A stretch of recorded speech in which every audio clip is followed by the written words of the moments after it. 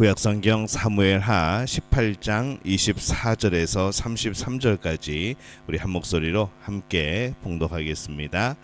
때에 다윗이 두 문 사이에 앉아 있더라. 파수꾼이 성문 위층에 올라가서 눈을 들어보니 어떤 사람이 홀로 달려오는지라.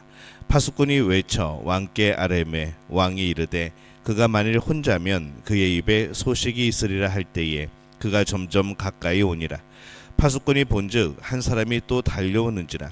파수꾼이 문지기에게 외쳐 이르되 보라 한 사람이 또 혼자 달려온다 하니 왕이 이르되 그도 소식을 가져오느니라. 파수꾼이 이르되 내가 보기에는 앞선 사람의 다름질이 사독의 아들 아히마스의 다름질과 같으니이다 하니 왕이 이르되 그는 좋은 사람이니 좋은 소식을 가져오느니라 하니라. 아히마스가 외쳐 왕께 아뢰되 평강하옵소서 하고 왕 앞에 얼굴을 땅에 대고 절하며 이르되 왕의 하나님 여호와를 찬양하리로소이다. 그의 손을 들어 내 주 왕을 대적하는 자들을 넘겨주셨나이다 하니 왕이 이르되 젊은 압살롬은 잘 있느냐 하니라. 아히마스가 대답하되 요압이 왕의 종 나를 보낼 때에 크게 소동하는 것을 보았사오나 무슨 일인지 알지 못하였나이다 하니 왕이 이르되 물러가 거기 서 있으라 하되 물러나서 서 있더라. 구스 사람이 이르러 말하되 내 주 왕께 아뢰 소식이 있나이다. 여호와께서 오늘 왕을 대적하던 모든 원수를 갚으셨나이다 하니 왕이 구스 사람에게 묻되 젊은 압살롬은 잘 있느냐. 구스 사람이 대답하되 내 주 왕의 원수와 일어나서 왕을 대적하는 자들은 다 그 청년과 같이 되기를 원하나이다 하니 왕의 마음이 심히 아파 문 위층으로 올라가서 우니라. 그가 올라갈 때에 말하기를 내 아들 압살롬아 내 아들 압살롬아 차라리 내가 너를 대신하여 죽었다면 압살롬 내 아들아 하였더라. 아멘. 할렐루야. 하나님의 은혜가 오늘 이 새벽에 하루의 첫 시간을 주 앞에 드리는 우리 믿음의 가족들에게 함께 하시기를 예수님의 이름으로 축원합니다. 오늘 말씀은 다윗이 압살롬의 죽음의 소식을 듣는 그런 내용을 담고 있습니다. 이 다윗의 군대는 압살롬의 군대와 싸우기에 나갑니다. 군대를 전쟁터로 내보낸 이 다윗의 마음이 어떠했을까 살펴보면은 이 다윗은 마하나임 그 성내에 집에 있지 못하고 성문까지 나와서 이 전쟁의 소식을 그 결과를 지금 기다리고 있는 그런 조급한 마음이죠. 한 나라의 왕으로서 병사들을 싸움터에 보내고 이 결과를 기다리는 마음은 참 힘들 겁니다. 성문에 앉아서 기도하고 또 기도하였을 것이고요. 다윗이 이스라엘의 왕이고 전쟁에 나간 군사들은 모두 백성들입니다. 또한 압살롬의 군대의 군사로 나온 병사들조차도 사실은 이스라엘의 백성이기 때문에 이 다윗의 마음은 많이 아픈 것이죠. 이 군사를 보낸 다윗의 마음은 일단 자신의 군대가 싸움에서 이기기를 바랬을 겁니다. 왜냐하면 싸움에서 이기는 것이 옳은 것이고 그래야 전쟁이 끝나게 되는 것이기 때문에 그렇게 생각하는 것이죠. 왕이 얼마나 기다리는지를 알기 때문에 이 파수꾼은 더욱더 간절한 마음으로 멀리서 누가 소식을 가지고 오는지 살펴보았을 겁니다. 그가 소식을 들고 오는 사람을 보았을 때 재빨리 그것을 왕에게 전하죠. 혼자면 그의 입에 소식이 있으리라 라고 이 다윗이 말했습니다. 좋은 소식이 있을 것이다 라고 번역해도 되죠. 여러 병사가 오는 것이라면 보통 전쟁에서 패하고 그런 패하고 남은 병사들이 이렇게 무리지어서 돌아오는 것이 보통입니다. 한 명이 오는 것이라고 하면은 전쟁에 승리하여서 이제 그것을 정비하고 또 누가 소식을 전하려고 대표로 오게 되는 것이죠. 그래서 이 한 명이 오는 것이면 승리의 소식일 수 있다고 예견을 한 겁니다. 그래서 좋은 소식을 기대하며 기다릴 수가 있게 되는 거죠. 28절에 보면은 아히마스가 외쳐 왕께 아뢰되 평강하옵소서 하고 왕 앞에 얼굴을 땅에 대고 절하며 이르되 왕의 하나님 여호와를 찬송하리로소이다. 그의 손을 들어 내 주 왕을 대적하는 자들을 넘겨주셨나이다 하니 이렇게 기록을 합니다. 다윗이 소식을 들었을 때에 밖으로 표현하지는 않았지만 얼마나 마음이 놓였을까라는 생각을 해봅니다. 전쟁의 소식을 승리 소식을 들었을 때 다윗은 이스라엘의 왕으로서 정말 기뻤을 겁니다. 그러나 마냥 그것을 기뻐하고 있을 수는 없는 것이죠.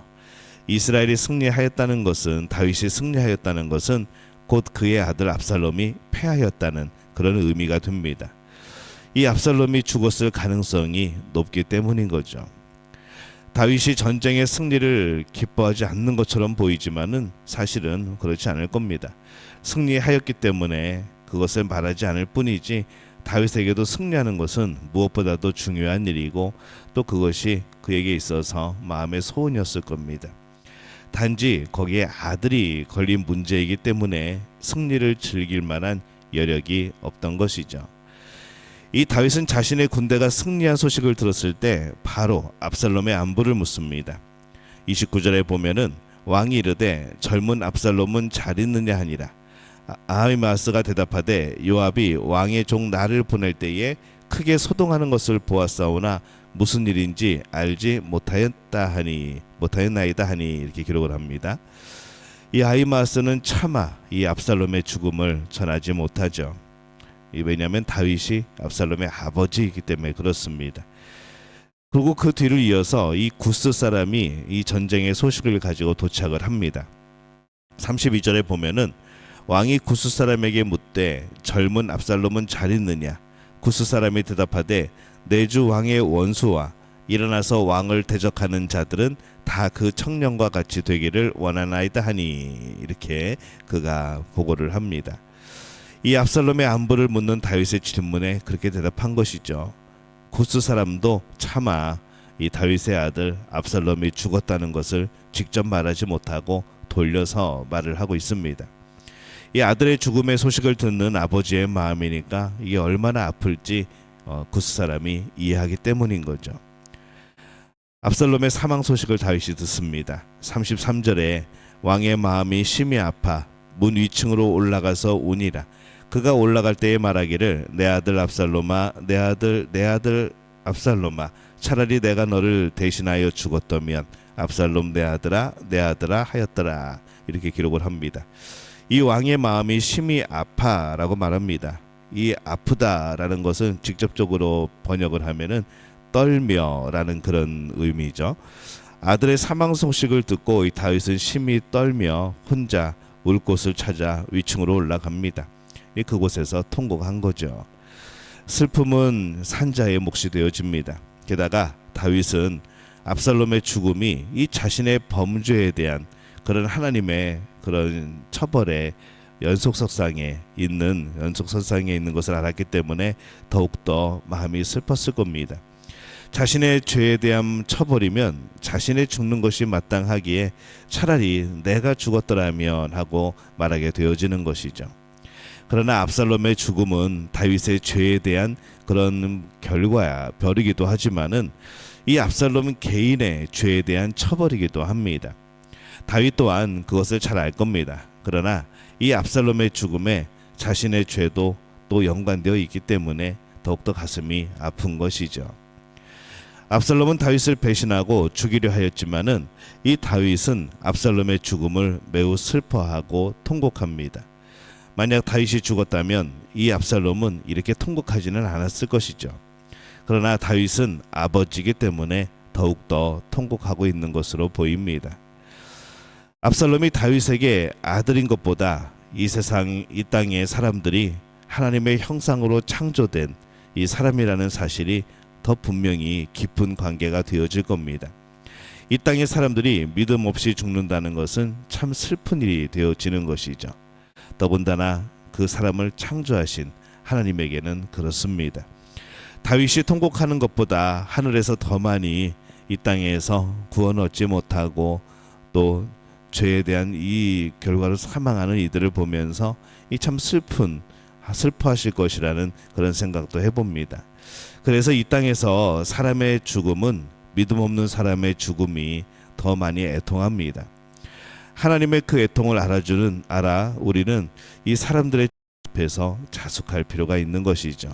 이 겸손하고 또 함께 이 예수님을 알지 못하고 죽은 이들을 위하여서 또 그 앞에서 슬퍼해야 합니다. 이 압살롬의 군대 그리고 다윗의 군대 사이의 전쟁은 다윗에게는 승리였지만 또 아픔의 전쟁이었습니다. 사실은 누가 승리하여도 아픔이 있는 전쟁이 되어진 거죠.